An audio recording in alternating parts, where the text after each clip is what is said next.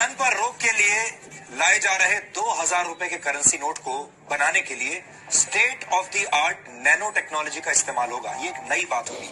2000 रुपए के हर एक नोट पर एनजीसी यानी नैनो जीपीएस चिप लगा हुआ होगा। और अब हम आपको ये भी बताएंगे कि एनजीसी तकनीक कैसे काम करती है। एनजीसी के काम करने के लिए किसी पावर सोर्स की जरूरत नहीं पड़ती। ये सिग्नल रिफ्लेक्टर की तरह काम करता है। जब कोई सैटेलाइट लोकेशन की जानकारी लेने के लिए सिग्नल देता है, एनजीसी लोकेशन से इस सिग्नल को रिफ्लेक्ट कर देता है।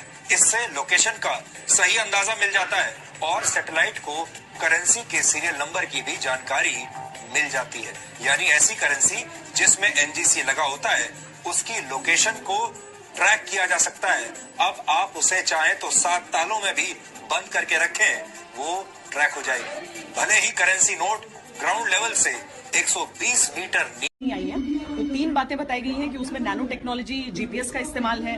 अगर एक जगह पर बहुत सारे नोट एक साथ पड़े रहेंगे तो न सिर्फ जो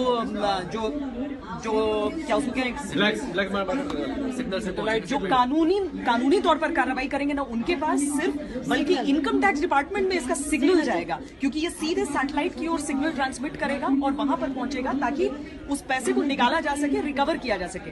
बैंकों में रहेगा, उस सिग्नल का कोई मतलब नहीं है।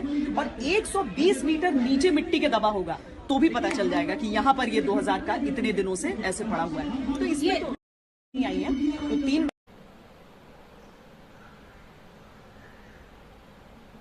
देश में जो हो रहा है और देश को जो परोसा जा रहा है राष्ट्रीय मीडिया की तरफ से, ऐसे लगता है जैसे अंधों के हाथ में हाथी आ गया है और अंधे अपने अपने ढंग से हाथी की व्याख्या कर रहे हैं, हाथी को बता रहे हैं।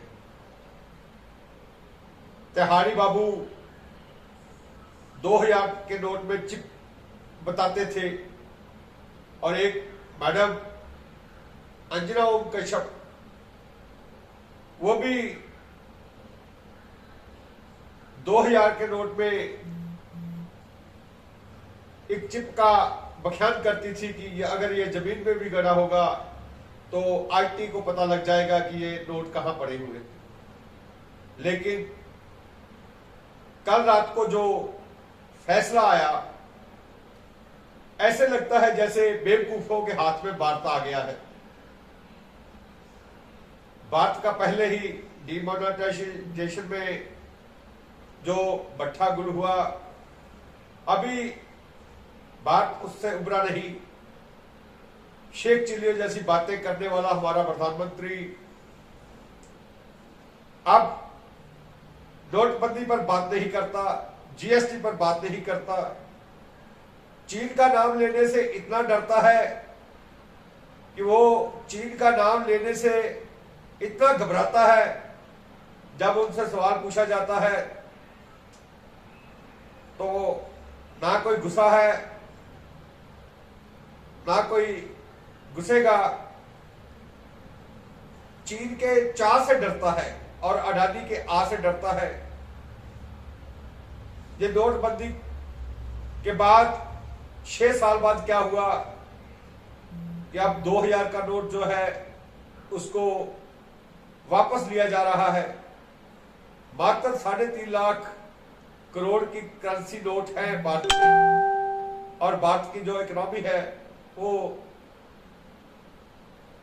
2 लाख 60 से 70 हजार करोड़ है, जो कि 3 ट्रिलियन के आसपास है।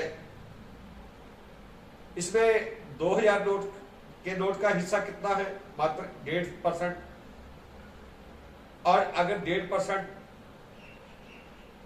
इसका हिस्सा है तो इसका देश की अर्थव्यवस्था पे, देश की इकोनॉमी पे क्या असर डालने लगा है, जो इसे बंद किया जा रहा है या वापस लिया जा रहा है।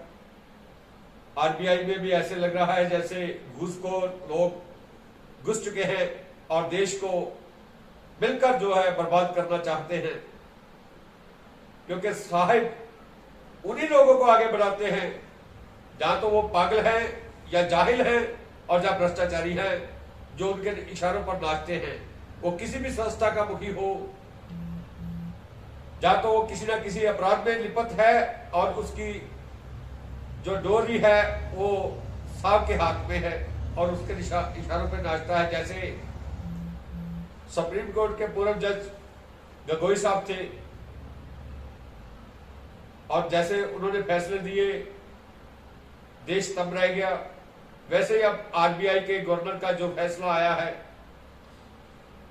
ये लोगों को परेशानी में डालने वाला है और अंतरराष्ट्रीय स्तर पर देश का दिवाला निकालने वाला है।